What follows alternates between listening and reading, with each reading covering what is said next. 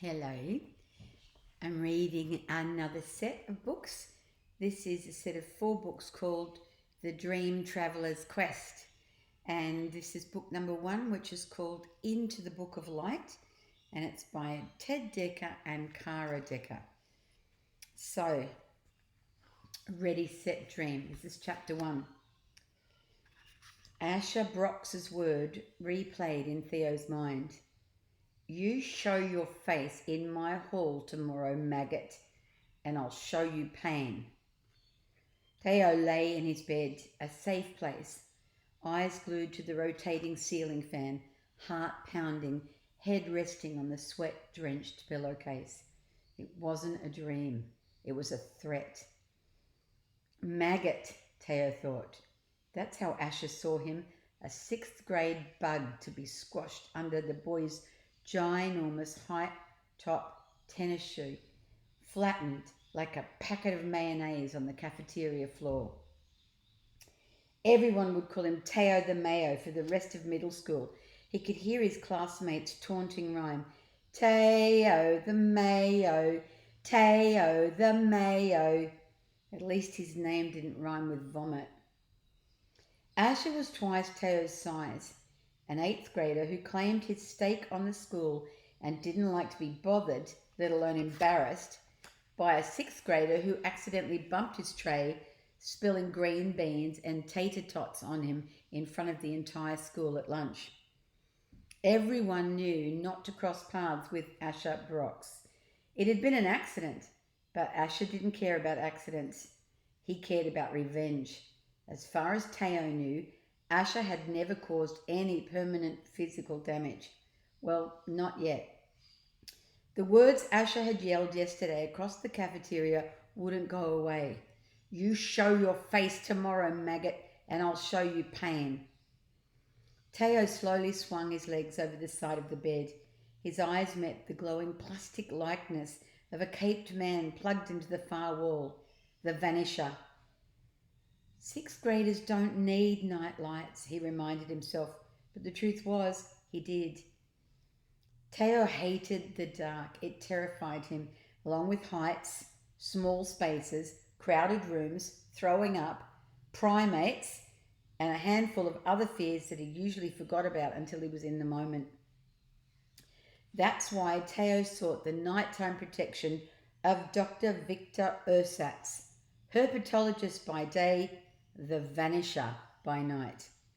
Using his invisibility, a side effect of an experiment gone wrong at the university involving thermoregulation in chameleons and a faulty heat lamp, he could in one night thwart a jewel heist, rescue 10 people from a burning building, put a derailed train track back on its tracks, and be home in time to do it all the next day.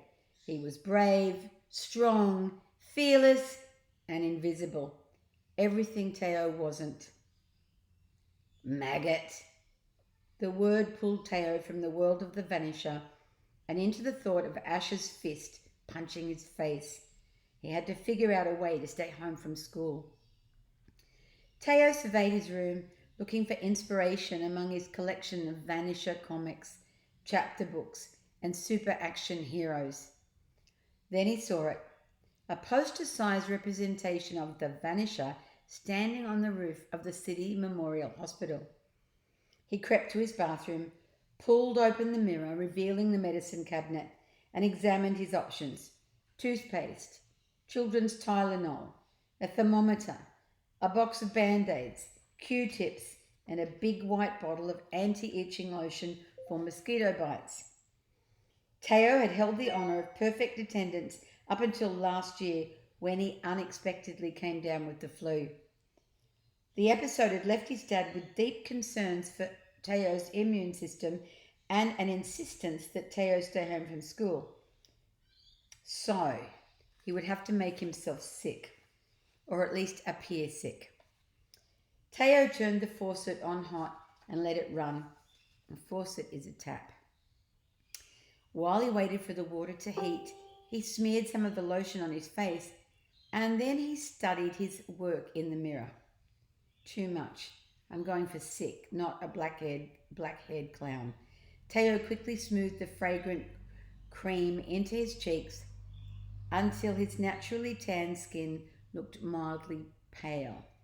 Sick. Perfect. He picked up the thermometer and placed it under the hot water. Dad, I'm not feeling so well, he croaked, hoping he'd said it loud enough for his dad to hear, but pained enough to pull off his disguise. He snatched the thermometer from the sink, turned off the running water, scurried to his room and jumped back into bed. At the sound of his dad's footsteps coming down the hall, Theo quickly placed the hot thermometer in his mouth, narrowed his eyes, and fell into character. Hey, buddy, you look like a ghost. His dad placed a hand on Theo's forehead and glanced down at his ailing son. Interesting. Theo forced a shiver and moaned. His dad pulled the thermometer from Theo's mouth and peered at him over it. That high, huh? I feel awful, Dad. Think it's flu or something like that. Could be contagious. I hear it's going around the school. Well, we'd better get you to hospital right away. I mean, with a temperature of 106.6, you might be dying before my very eyes. He took his finger and he wiped the thick liquid off Theo's cheeks. Plus, your skin is melting off. He snickered. I'll have to check the HMRG for this one. His dad was talking about the Home Medical Reference Guide, or HMRG as he and his dad had nicknamed it. Theo wished he'd thought of it first. The book was their go-to for any possible ailment. Headache, toothache, sore leg, sleeplessness, splinter, possible food poisoning, viral outbreak, plague. He could have used it to come up with something much more convincing. Theo sat up and sighed. What's going on, buddy? His dad asked, sitting next to him on the bed. Why this show in the morning? Nothing, Theo said, crossing his arms and avoiding direct eye contact with his dad. Theodore Remco Dunnery, talk to me. His full name. Come on, buddy, what's going on? Theo took a deep breath and met his dad's eyes. Asher Bronx is going to beat me up if I show my face in school tomorrow. Bronx, huh? Why would he do that? I guess I looked at him the wrong way. Dad arched his eyebrows. Please let me stay home, Dad. One day. I know you have to teach, but I'm 11, almost 12. I can stay home alone. Normally he was afraid of being alone, but today he was more afraid of Asher Brox. I'll stay in my room, promise. His dad shook his head. Sorry, I can't let you stay home, buddy. You know how I feel about your education. I know. Educated people are safe people. That's right. Besides, you'll be fine. Now get ready for school. We leave in 15 minutes. Dad, please let me stay. Just this once. His dad turned back. It's okay to be afraid. Follow the school rules and you'll be fine. That's what the rules are for, to protect us. He smiled. Besides, you're safer with me. Now get dressed, pronto. Theo pulled on a single pocket t-shirt, blue jeans, red socks, and a pair of black Converse. Then he looked in the mirror and frowned. Why did he have to be such a wimp?